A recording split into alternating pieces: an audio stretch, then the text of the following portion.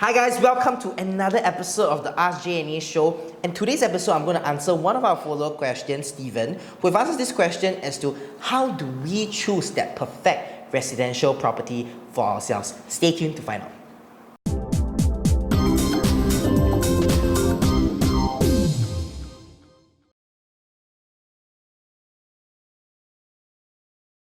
Okay, so this question is actually a very broad one, and I hope that I can summarize all this in just one simple video in this Ask J&E series. Alright, so basically what our team usually do for all our clients is that before we meet our clients, before our clients ask us to find that perfect residential property for them, the first thing we will do is that we will do a very thorough needs analysis to allow our buyers to understand themselves better, to see what really suits them. Right? The first very important question that you have to ask yourself is, if you talk about perfect, is it perfect for own stay or is it perfect for investment?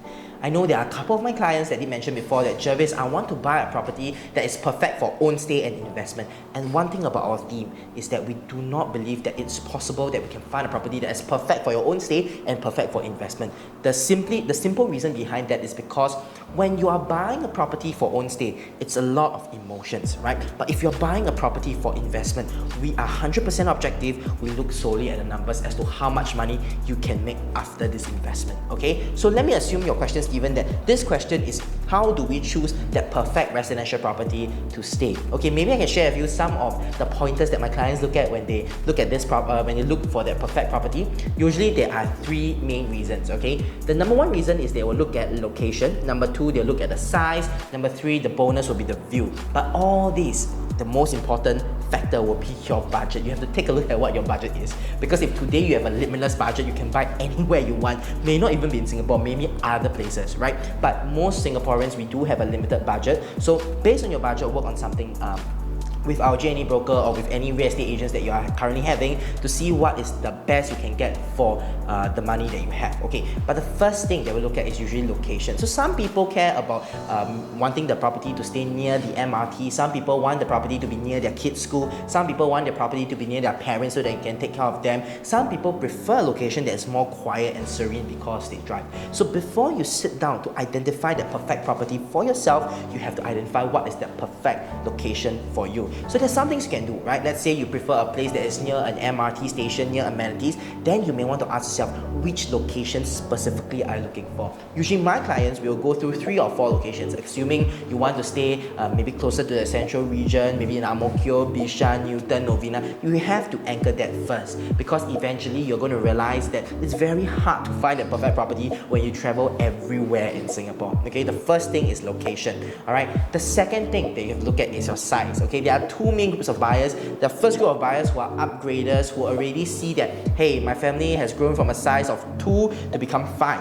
So let's say assuming a family nucleus of 5 people, right? 2 usually is the husband and wife, you have 1 master bedroom, and 3 kids, usually you prefer to have 1 room for each kid. And that being said, then you may want to consider a 4-room condominium, right? But let's say if you have you prefer to have 1 more study area for your kids, then you may want to consider a 5-bedroom, which is quite hard to find, and that is also maybe the time for you to consider a landed or even a strata landed property. So these are some of the things that you think of. So this is the first group of buyer where the family size is expanding. The second group of buyer are parents or even soon-to-be parents who are thinking or projecting how many kids they're going to have in the future. So let's say I've recently met a young couple. They're very sweet, a very sweet young couple. They decided that they want to have only 2 kids, right, in the next 5 or 10 years. Then in this case, maybe it's already preferable for you to have a 2 or 3 bedroom. Why? Because definitely 1 master bedroom for the couple, 1 bedroom because the kids haven't been born yet. 5 years old, they can all share 1 room, right? But let's say if they want a bigger space, then you want to consider 3 bedrooms where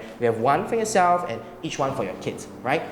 I have also some family members that some clients who want to stay with their extended family members. So maybe they have a husband and wife, they have 3 kids, and they also want to stay with their parents or even their parents-in-law. And when you have quite a big number of people, right, there's a potential that you may want to consider a landed property as well, based on your budget. Okay, so the second thing is the size, right? The third thing is the view. Okay, I myself, I love the city view. I love to stare out my window seeing that people are working, so it motivates me to work, right? There's some people who like the scenery view because they are working every single day and they prefer to see their floor flora and fauna outside the house, right? Some people love the sea view as well. So based on the view, right, you have to ask yourself a question, which is what view you prefer. And to dig a little bit deeper, different view will command different premium. And when it comes to buying a property, if you're buying a property with a sea view or a city view, there may be very little room for appreciation depending on the development. Therefore, these are some of the things that you want to keep in mind, because ultimately, the three factors that we've mentioned, a real estate, yes, is a place for you to create loving memories with your family,